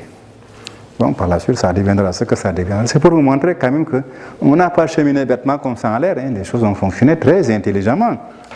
Et nous devons faire très attention aussi à ces choses. Hein. C'est donc très important. C'est une petite digression pour vous faire sentir que quand même, le phénomène de conscience en tant que moyen de connaissance a toujours été utilisé par tous les êtres humains qui ont cherché Dieu. Partout. Et faisons attention, ce n'est pas des croyances aveugles. Non, ce sont des croyances intelligentes. Vous avez reçu les clés de la science. Ah, ça c'est clair ça. Allez lire l'Évangile ou le livre du Ancien. Et il leur fait remarquer que leur tort, c'est non seulement ils ne s'en sont pas servis correctement pour la connaissance de Dieu, mais aussi ils n'ont pas du tout laissé les chercheurs accéder à cette connaissance. Ah, c'est pas bon. Parce que la tradition, c'est le nom de Kabbale en langue juive, c'est la tradition. C'est ce qui doit se transmettre, le savoir qu'on doit transmettre d'homme en homme sans arrêt. Et c'était ça l'espoir de Moïse, effectivement, en organisant le peuple juif dans un cadre de vie.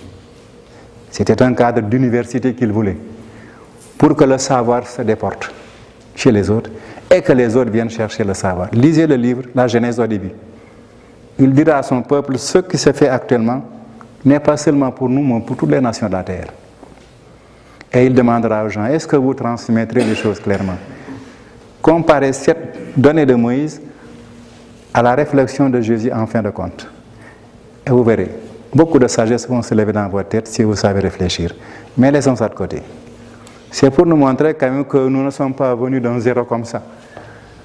Yeah. C'est très important c'est cette histoire. C'est pour vous amuser un peu et vous intriguer beaucoup. Vous intriguer, c'est vous pousser à réfléchir. C'est toujours comme ça. On est clair, on vous pousse à chercher encore la lumière. Ça va toujours comme ça. L'enseignement, c'est comme ça. Vous apprenez, on vous pousse encore à apprendre. On ne vous laisse pas dormir sur vos lauriers, comme on dit. Mais apprendre encore davantage. Il faut progresser dans le savoir. C'est ainsi que Dieu le veut. Un fœtus progresse dans le sein de sa maman, un enfant progresse au dehors. Un homme doit progresser encore plus au dehors. Nous le verrons dans les adjuvats approfondis.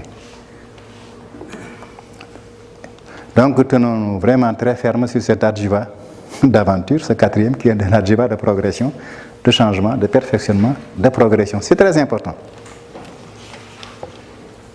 Très important dans la carrière humaine. Nous verrons ces importances un peu plus tard, mais il faut qu'on les souligne au départ. Une fois que c'est clair dans ma tête, le reste, ça descend naturellement. Il faut donc que j'apprenne à avoir conscience claire de moi-même, que je fasse attention à ce qui me constitue et que j'y fasse suffisamment attention, mais par rapport à ma vie. Ce que je suis, je le vis. Si je reste seulement à dire je suis, dans le plan du fait, je ne fais que de la science. Peut-être je ferai de la philosophie en faisant l'au-delà des interprétations. Mais si je le vis, alors là, j'entre dans l'efficacité, dans l'opérationnalité des choses, dans la démonstration de la vérité des choses. Si je ne pratique pas, je ne prouve rien. Mais si je pratique, je démontre la vérité. La vérité donc doit se vivre. Elle ne doit pas seulement se dire. Elle doit se vivre. Et ça, c'est très important, préparons-nous, parce que nous cherchons la vérité divine. Mais aussi, allons-y tout de suite avec aussi les éléments par lesquels on y arrivera sûrement. Sinon, ce sont des croyances. Je crois que Dieu existe, je crois que Jésus est son prophète, Mohamed en est un, Moïse en est un. Je crois. Mais alors, qu'est-ce que ça donne?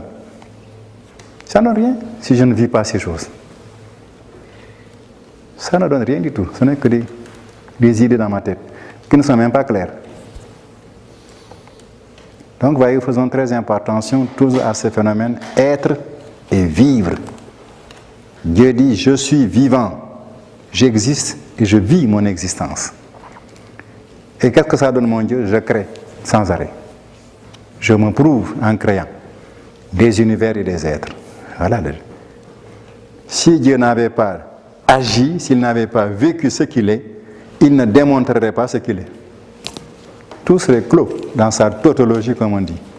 Prenons garde, si on n'a que des croyances, on s'enferme dans sa tautologie. Mais si on vit ces croyances, on démontre la vérité, en fait, de ces croyances. C'est bon de dire tout ça, parce que nos religions maternelles nous ont tenus dans la croyance. C'est pas mauvais, dans les dogmes. Nous nous disons, il faut vivre les dogmes. Voilà. Et vous démontrer ce que ça veut dire en vérité. En vérité. C'est très important. Que je nous prépare au jeu de la conscience. On essaie de nous faire voir à tous les angles que ce n'est pas du tout mort, c'est vivant, c'est actif, ça produit. Les adjuvats ne sont pas morts, ils sont vivants. Chaque adjuvat est actif et produit des résultats. Faites bien attention à ces données. Il existe, mais il est vivant. Maintenant, nous passons au 5e adjuvat. S'il n'y a pas de questions sur la 4e, ça va. Est-ce qu'il y a quelqu'un qui n'a pas d'adjuvat d'aventure ici? Heureusement pour nous tous. Nous descendons sur le 5e adjuvat. qu'on appelle l'adjuvat de conseil, mais je préfère, entre parenthèses, adjuvat d'association. On l'appelle adjuvat de conseil, conseil dans le sens latin du terme, assembler quoi, mettre ensemble. Pour que ça soit clair, je mets entre parenthèses association, adjuvat d'association. Nous sommes au 5e. Nous sommes en train de faire un grand tournant. Je m'excuse, je n'ai pas bien compris. C'est le 5e. Concept ou Conseil. Council, like Council. the council, assembly. Conseil. Et en parenthèse. Entre parenthèses, association. Coopération, association. L'enseignement de Dieu, c'est dans la vie. Il ne faut pas faire les grands messieurs, les grands gourous. Il faut vivre naturellement les choses. Tout se tient. Dieu, il est sympathique, il est plein d'humour, il est très aimable. Jésus disait aux Juifs, vous n'avez pas assez d'humour comme les Samaritains. Ils étaient sérieux. Il faut rire un peu. C'est intéressant. Vous voulez lire sa vie. C'est que les Samaritains avaient beaucoup d'humour. Ils disaient vraiment à ses apôtres, il y a de l'humour quand même. Toujours se prendre au sérieux, ça fait mal. Il reprochait à sa race d'être trop sérieux. À ses apôtres en tout cas. Est-ce que ça rend un adjuvat d'aventure, ça? Peut-être bien. Ou de conseil, aventure? Vous verrez où vous pourrez le mettre. L'humour. Il y a une chanson qui dit ça. Que d'aventure en aventure. Voilà, c'est peut-être possible. On le mettra là. Mais je pense que nous devons garder la sympathie, l'enthousiasme. À la pause, je vais la chanter. Ok. C'est vrai, quand vous enseignerez les autres, soyez très sympathique, très enthousiaste. Dieu est très content qu'on fasse tout dans la joie, dans la détente. La tristesse, ça bloque. Quand on est trop sérieux, ça bloque. Il est très naturel. Ça aussi qu'il faut que nous apprenions à être simples, rieurs, sympathiques, comme les enfants. N'allez pas dire ça aux jésuites. Ils sont tellement sévères et sérieux. Quand je les regarde, j'essaie de les pousser à sourire, mais je me décourage. Mais Jésus, il était sympathique, lui. Toujours souriant, à distance. Il limite, mais il oublie quelquefois l'essentiel. Si vous comparez un homme qui vient au loin, à qui vous souriez, et à qui vous fermez votre visage, comparez les deux attitudes, vous verrez laquelle est ouverte, laquelle est fermée. Et vous en jugerez vous-même. Il était très sympathique, il était très souriant, très ouvert à distance. Et quand je vois ces jésuites, dont le nom vient de Jésus, Ils sont fatigués aussi. ailleurs, quand ils sont jeunes, ils sont encore plus sévères. Encore plus sévères. Donc voilà, c'est le rire, le sourire, l'humour, ça détend les personnes. Évidemment, de bon esprit, on s'entend bien. Ça détend, c'est une très bonne récréation. Quand nous en arrivons à cet adjuvat d'association, et adjuvat de conseil, comme vous voulez, et on se pose la question, comment allons-nous nous démontrer que l'homme possède cet adjuvat d'association? Nous sommes à la recherche des preuves, des faits. On y va donc. On peut constater, premièrement, que les hommes peuvent s'associer à deux. Exemple, le mariage. Le mariage est une association à deux. Pour les résultats que nous savons au besoin, la famille, les enfants. Une association ne peut pas et ne doit pas être négative, égale à zéro. Non. Mais nous constatons que les hommes sont capables de s'associer premièrement à deux.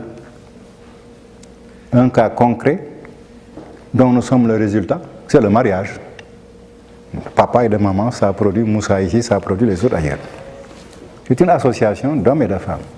Nous sommes chacun un produit, un résultat de cette association. Et probablement beaucoup d'entre nous l'ont répété, et ont beaucoup d'enfants ou de petits-enfants, etc. Donc voilà la preuve que les hommes sont capables de s'associer, de fond à deux. Mais poussons plus loin, seulement à deux, un peu plus quand même. Deuxièmement, ils peuvent s'associer en groupe. Et c'est d'abord comme exemple la famille. Dans la famille, il y a le père, la mère, les enfants. Dès qu'il y a 3 personnes, il y a le groupe. Donc il y a le groupe familial au départ. Dès qu'un enfant apparaît dans une famille, on est dans le groupe familial. Ça fait 3 personnes au moins.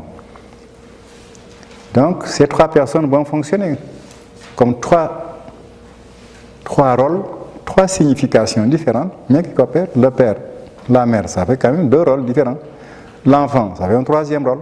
Et il faut associer tout cela, il faut le régler dans des relations pour que chacun soit ce qu'il est, que le père soit bon père, que la mère soit bonne mère, que l'enfant soit bon fils. Il faut les associer pour des résultats. Donc nous voyons par le groupe familial que les hommes sont capables d'association. On peut aller plus loin dans ce groupe. On les voit aussi dans les jeux. Équipe de football, équipe de basket, équipe de ceci, équipe de cela. Là aussi les hommes démontrent qu'ils sont capables de s'associer en groupe.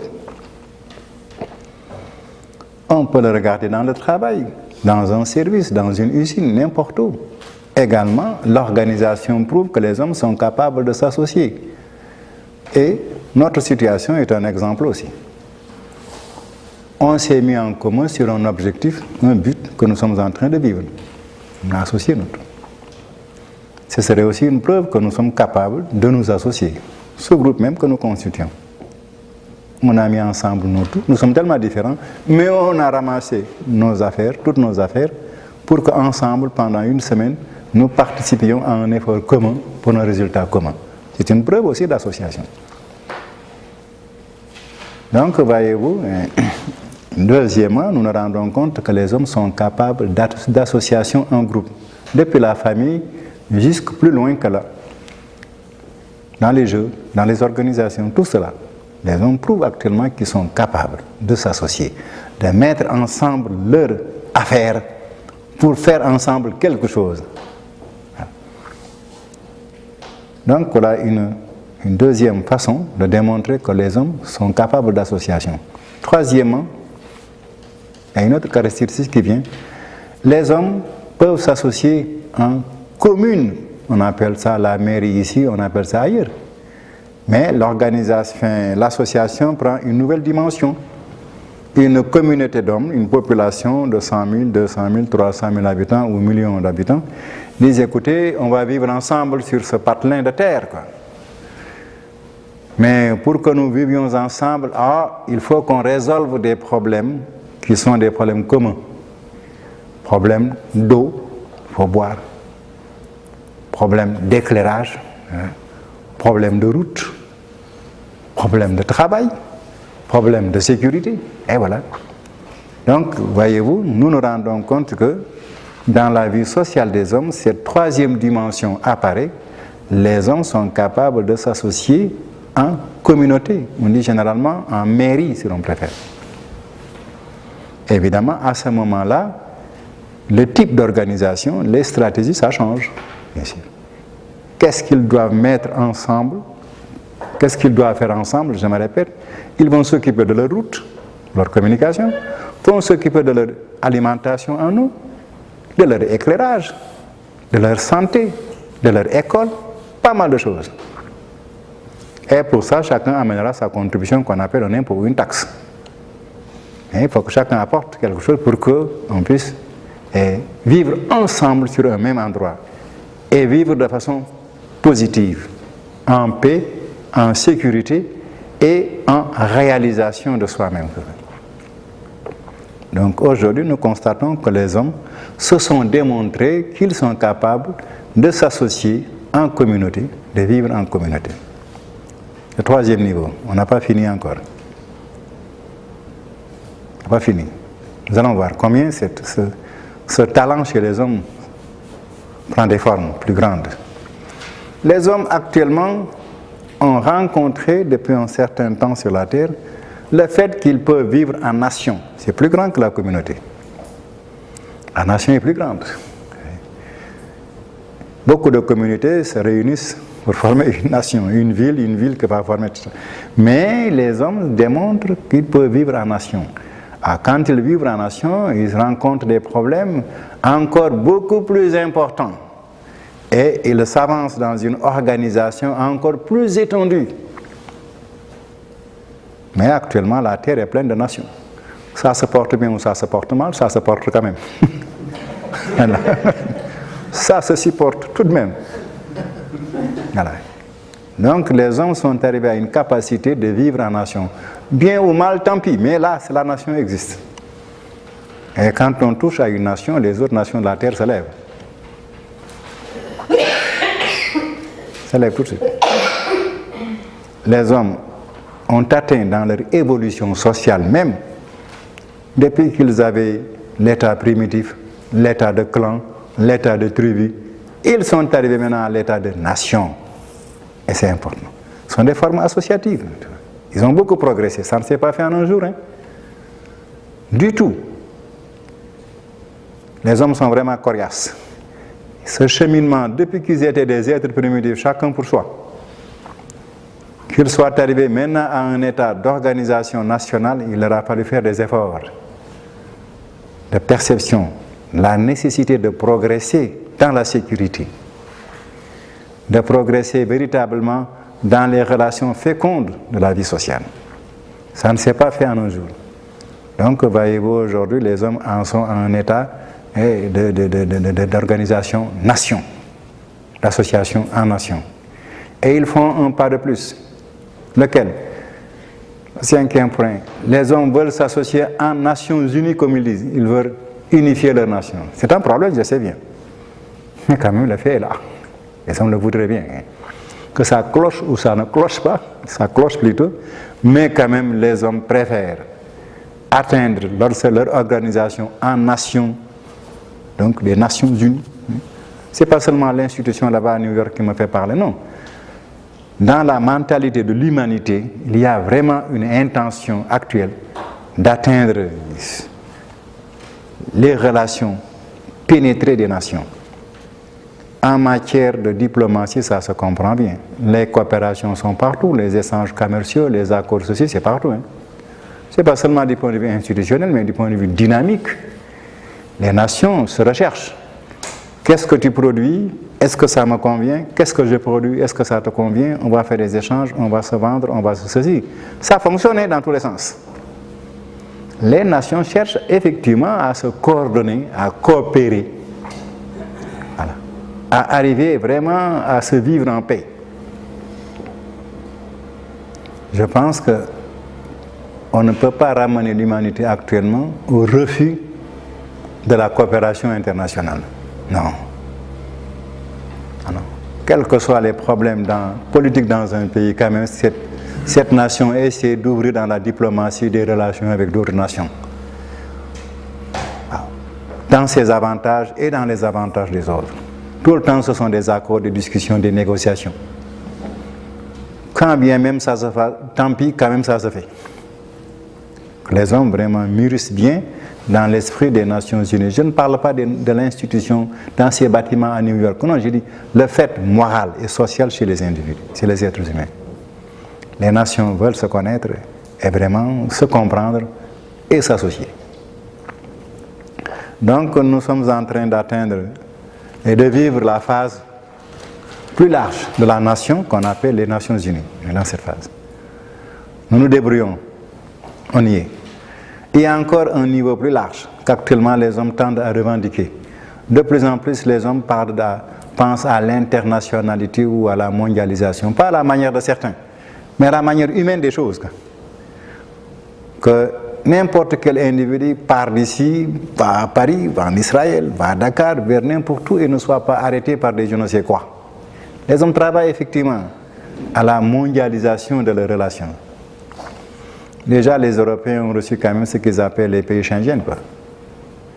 Quand vous êtes dans un pays, votre passeport, vous pouvez entrer dans tous les autres pays européens, sans problème. Et je pense que c'est un peu le rêve de partout. Il faudrait qu'on y arrive, qu'on fasse tomber les frontières, les barrières, et que les hommes, quand même, qui sont des êtres de planète, puissent se sentir partout à l'aise sur la planète. C'est un droit humain naturel. L'homme est planétaire. Donc, de plus en plus, nous voyons que les hommes élargissent leur champ d'association. Je crois qu'avec tous ces éléments, quand même, nous pouvons nous dire l'être humain possède l'adjiva d'association. C'est pas vrai? Mais faut-il une relation avec le conseil? Quelle relation avec le conseil? On parle d'association, mais j'ai dit que le mot conseil nous ramène au terme latin au départ, qui signifiait assembler ou rassembler. C'est un conseil, pas des conseils, c'est un conseil. Je l'ai dit au départ, quoi. C'est pourquoi j'ai mis entre parenthèses le mot association pour que ça soit plus clair d'ailleurs. Conseil municipal. Ah là, par exemple, là. Dans le sens d'assembler, mettre ensemble les choses, quoi. Voilà. Les hommes sont capables de se mettre ensemble, ou à deux, ou dans le groupe familial, de jeu partout, ou en nation, en communauté, en internationalité, en mondialisation, en planétarisation. Les hommes revendiquent toujours de plus en plus la citoyenneté planétaire, quoi. Et c'est leur droit aussi. Donc vous voyez que quand même l'adjiva d'association existe chez l'homme. Seulement on ne devient pas citoyen planétaire sans régler nos acceptations mutuelles. Sinon les douaniers à la frontière vraiment du Canada vous disent est-ce que vous pouvez bien faire Moussa au Canada? Et ils me regardent bien dans les yeux. N'es-tu pas un envahisseur? D'abord, avant de venir, il te faut le visa. Oui, ça, je l'ai. Quand je suis là, mais qu'est-ce que vous venez faire ici? On m'a posé 3 fois la question à l'aéroport du Canada. Je me attendais, ce n'est pas mon premier voyage. Mais c'est comme ça. Quand on débarque à Hiroshima, c'est pareil. Donc, voyez-vous, il y a encore des résistances, des méfiances, des réserves. C'est normal. Hein? Mais un jour, probablement, on arrivera à tout ce que cela tombe. On n'en parle plus. Mais c'est normal. Oui, oui, mais qu'est-ce qu'il a dans votre valise? Vous voulez que je vous l'ouvre, madame? C'est une sœur qui me disait ça, une femme. Oui, oui, ouvrez, avec une sévérité, presque masculine. J'ai essayé de sourire pour adoucir les choses. Et j'ai ouvert et la regardé de fond en comble. Il n'y avait rien, comme arme ou autre chose. Bien sûr. Il n'y a pas d'alcool là-dedans? Non. Il n'y a pas de tabac là-dedans? Non.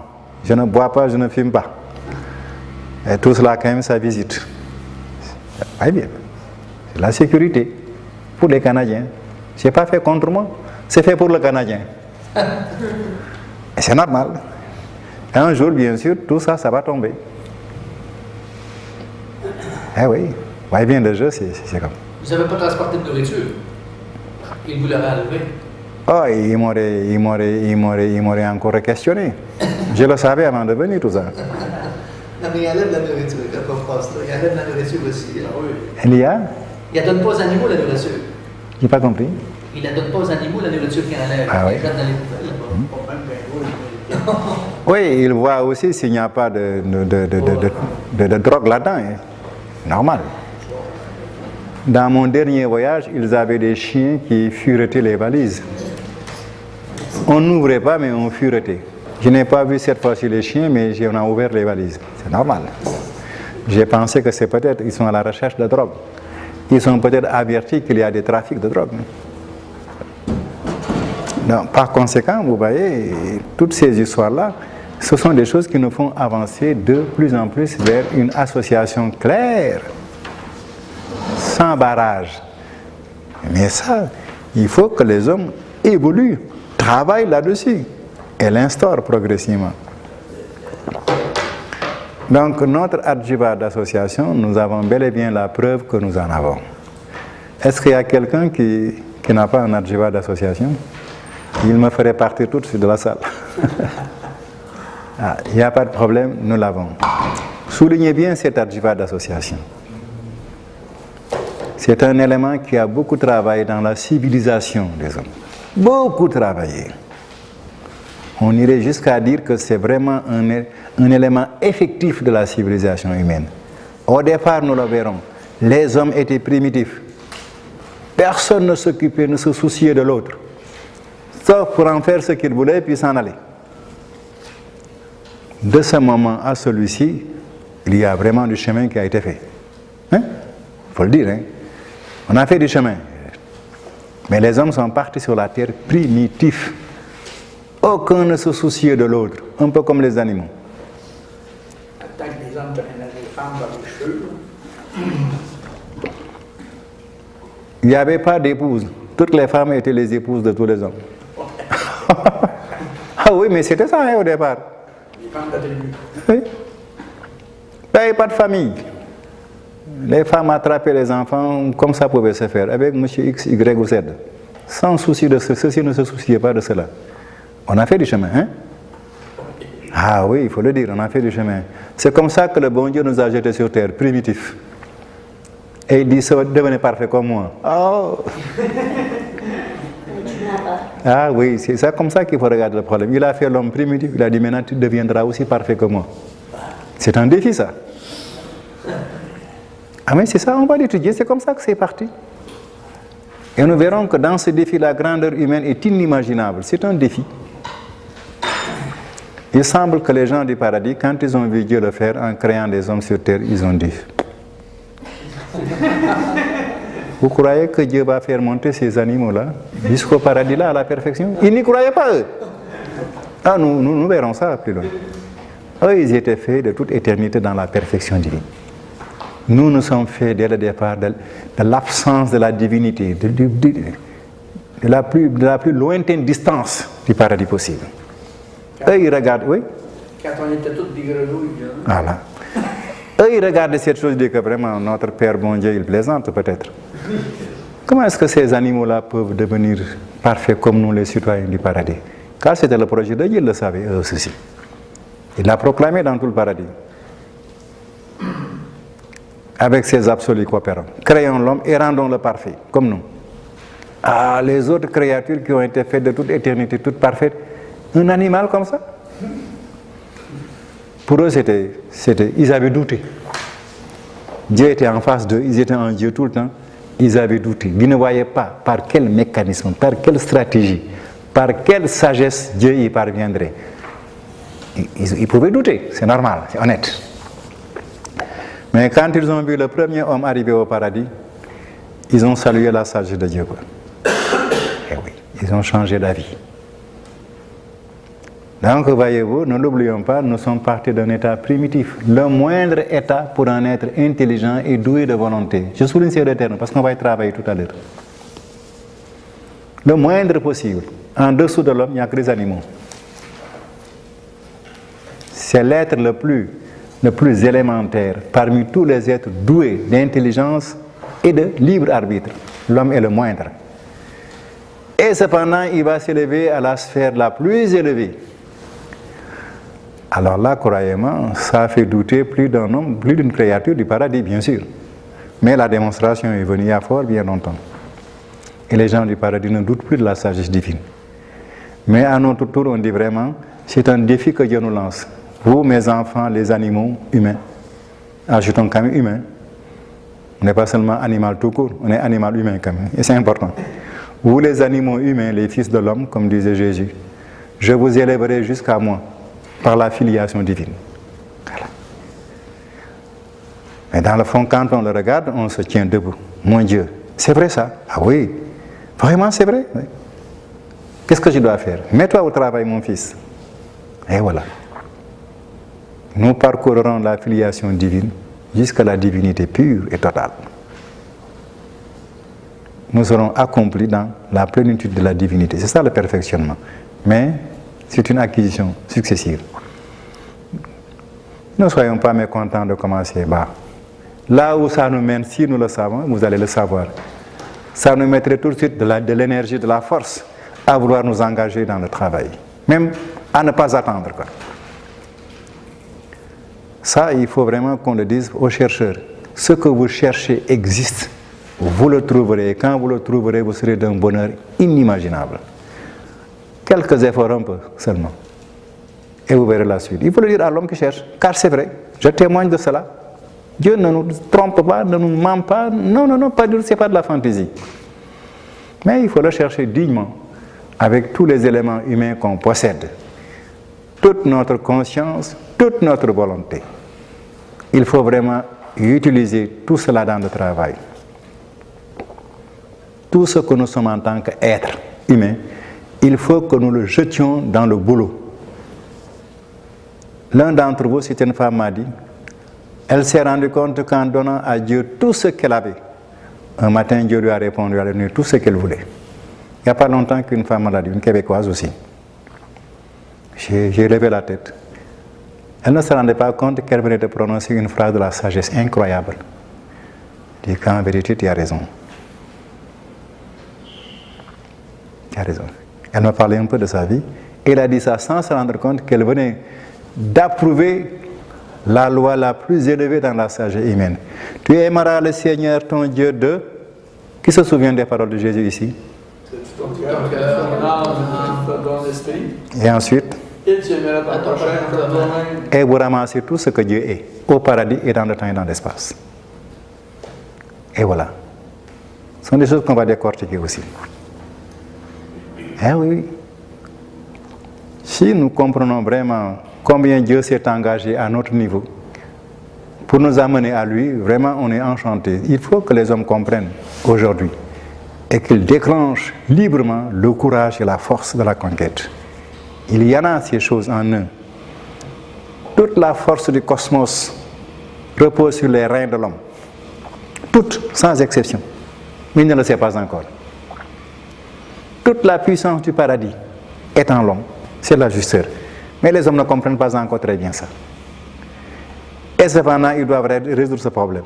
Tout ce que le paradis est, tout ce que le cosmos est, tout cela c'est en l'homme. Cet animal humain-là. Tout cela est en lui. Voilà à quoi on nous appelle. Si on le comprend, on dit, vraiment, si je suis un animal humain, j'en suis très heureux. Oui. Tout cela aussi sont des choses que nous comprendrons pour mieux nous lancer dans la conquête, vraiment prendre l'adjuva d'aventure comme un cheval indomptable et filer vraiment aux objectifs. Nous ne manquons pas de moyens pour le faire, seulement nous ne le savons pas. Le problème de l'homme, c'est qu'il ignore qui il est. C'est ça son problème. Et comment il doit vivre ce qu'il est. C'est le grand problème de l'homme. Il ignore. Pardonne-leur, mon Dieu, car ils ne savent pas ce qu'ils font. La dernière parole de Jésus sur la croix. Il a regardé tous ces comportements des hommes de son temps qui le maltraitaient en dernière analyse. Sans raison, vraiment, il n'a fait mal à personne, autant que nous sachions. Ce n'était pas non plus le peuple, c'était les jaloux, ceux qui étaient jaloux d'eux. Mais il ramasse tout cela dans le comportement humain de l'ignorance. Si les hommes savaient ce qu'il signifie, ils se dépêcheraient au contraire de rencontrer très vite des hommes qui sont éclairés par Dieu.